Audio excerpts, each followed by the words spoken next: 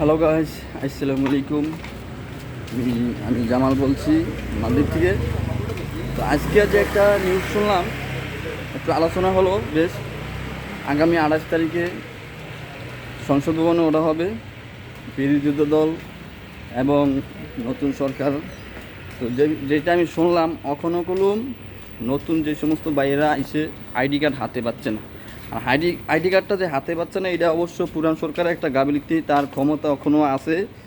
তবে নতুন সরকার যেহেতু গঠন, আগামী 28 তারিখের পরে নতুন সরকার ইনশাল্লাহ সংসদ ভবনে আইন পাস হইব, সে তার ক্ষমতা, সে সরকারভাবে আছে, তার কার্যকরী কাজ চালু হবে নতুন সরকারের নেতৃত্বে চালু হবে। তবে আপনারা একটু ধৈর্য ধরবেন। অবশ্য দেশের ভাই বেড়াদার যারা পাসপোর্ট জমা দিয়েছেন, টাকা পয়সা জমা দিয়েছেন, তারা অবশ্যই আসতে পারবেন। সময় একটু ধৈর্য ধরতে হবে, এইটাই। দেখেন, আমি যখন নতুন সরকার ক্ষমতা আসলো, পাস হইলো, তার ক্লাবে যাইতাম, তার যেই লোকজন আসলো অন্য যাইতাম, তাদের মনটা অনেক ফ্রেশ, ফ্রি মাইন্ডে চলে। আর তাদের ভিতরে কোনো অহংকারই নেই।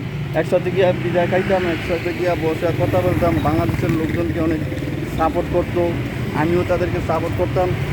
আমি চাই আমার বাংলাদেশের ভাইবেরারা সবাই আসুক। আমি এইটাই চাই, এই দেশ থেকে টাকা পয়সা কামায় মানুষের স্বপ্ন আশা বাস্তবতা করুক, দেশকে উন্নত করুক। আমি এটা চাই। আর সবাই আপনারা আমার ইউটিউব চ্যানেলটা লাইক দিয়ে পাশাপাশি থাকবেন, সাবস্ক্রাইব করে দেবেন, শেয়ার করে দিবেন। আর বিশেষ করে এইটাই যদি আর বিশেষ করে আমার মালদ্বীপ পেজটাকে ফলো করবেন, ঠিক আছে?